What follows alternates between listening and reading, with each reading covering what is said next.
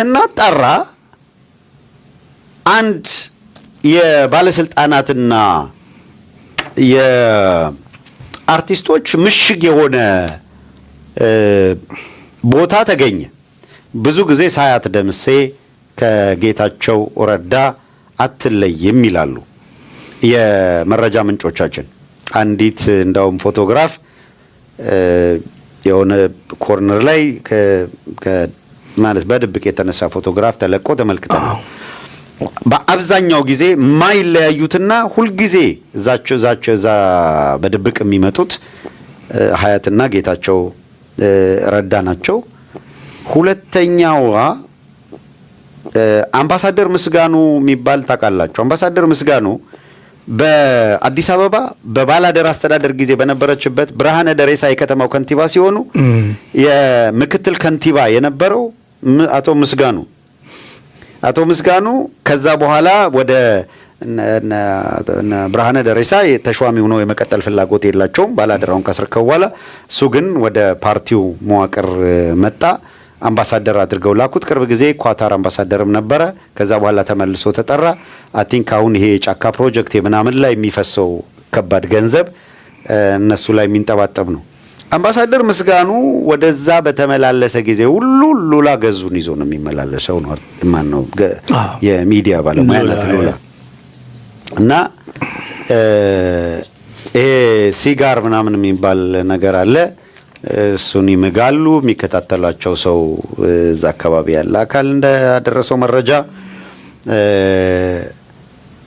የነሱ ፐርሰናል ነገር ምናምን ብዙ እኮ የሚመለከተን ጉዳይ ሆኖ አይደለም እንደ ፐርሰናል። ግን እነዚህ የመንግስት ባለስልጣናት ናቸው፣ ህዝብ የሚያስለቅሱ ናቸው። አብረዋቸው ያሉ አካላት ምንድነው እያደረጉ ያሉት?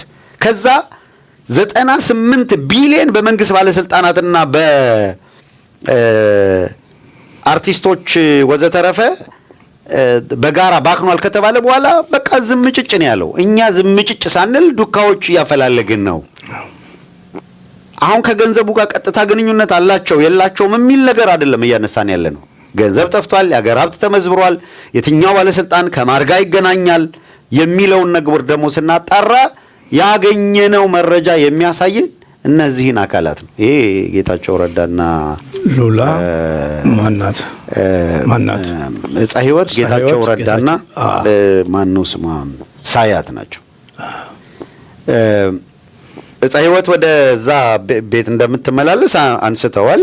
ግን ስፔሲፊክ እጻ ህይወት ከከሌ ጋር ብለው አሶሲየት ያደረጉት ባለስልጣን የለም። የመረጃ ሽመልስ አብዲሳና ሬድዋን ሁሴን እንደው ሰብሰብ ሲሉ ተጃምለው ይመጣሉ። ስፔሲፊክ ከከሌ ጋር ተብሎ አይደንቲፋይ ሊደረግ ሊለይ በሚችል ደረጃ እንዳልመጡ ይነግራሉ። ልደቷን የሚያከበረው እሷን ላነሳት ነበር። ማን ነው ይሄ? ምስጋኑ አምባሳደር ምስጋኑ። ይሄ ምንድነው? ሲጋር ባር እዛ ውስጥ አለ። እዛ ሲጋር ባር ላይ በጣም እንግዲህ እንዴት ተቆጭተው እንደሚያነሱ ደሞዙ በዛ ደረጃ ልደት የሚያከብር እዛ ቦታ ላይ አይደለም ነው የሚሉት። ምናልባት ሰው ምንድነው ቀለል አድርጎ እንዳያየው ብርቱካን አያና ማን ነው ኖት ብርቱካን አያና ፍሬዎት የቴሌዋ ፍሬዎት 4-5 ሰው ይዛ መጣ የራት ምሽት አድርጋ ቢል 400,000 ከፍላ ሄደች።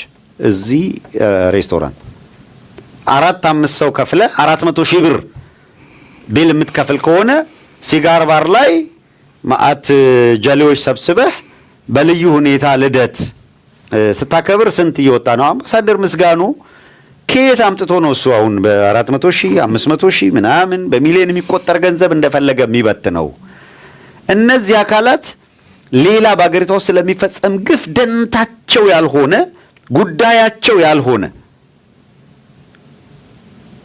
በቃ ይሄ ስለተመቻቸላቸው ብቻ